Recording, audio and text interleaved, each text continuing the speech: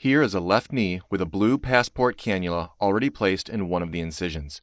The passport makes it easy for the surgeon to bring different instruments in and out of the knee without causing extra damage to skin and other tissues. You can see the ACL has torn directly off the bone. This is what we call a type 1 ACL tear. The first step is to place a single suture through the ACL with a self-retrieving suture passer called a scorpion. A needle passes the suture through the ACL tissue, and a small jaw automatically grabs the suture so it can be pulled out of the knee.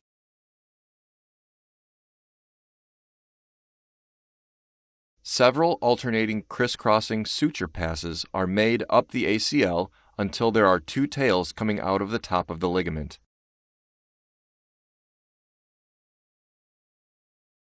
An extra skin incision, or portal, is made next.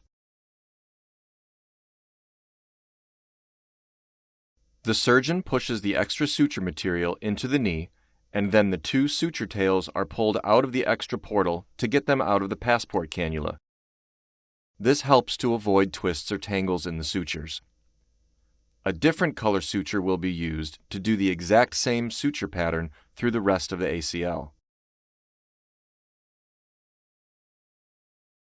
Here are the two sets of suture tails, blue and white.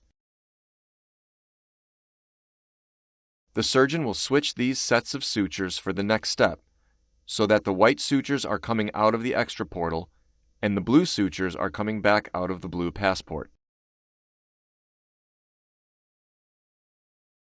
The next step is to drill a small bone socket into the thigh bone.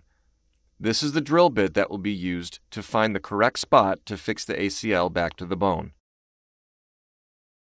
It is drilled through the extra portal to get the correct angle.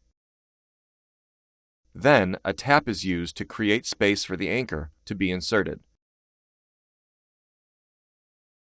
Notice that the sutures coming out of the extra portal will be used first.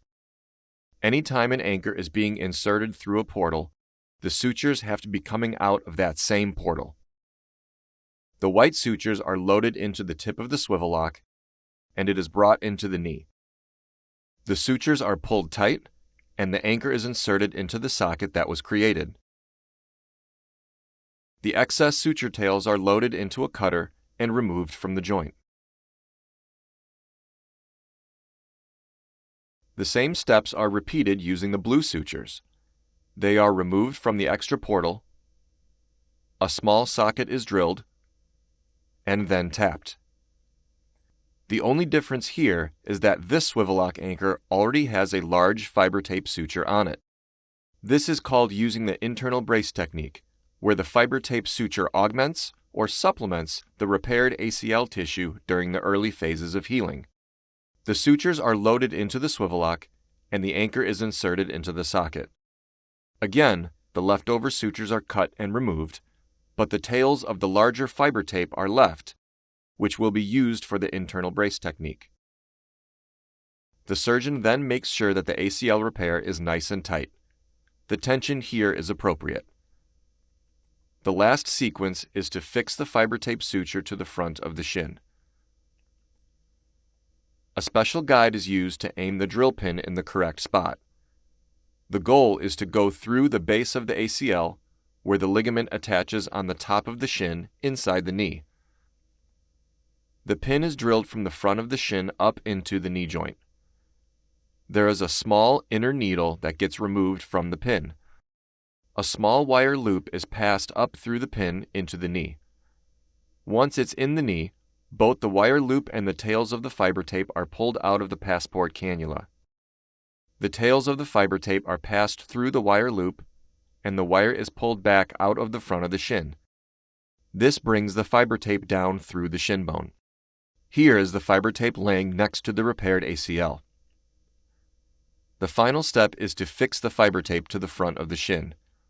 A small socket is drilled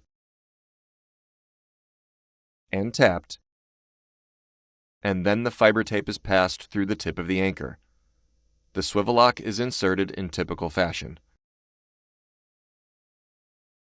The surgery is now complete. Here is one final look at the ACL repair.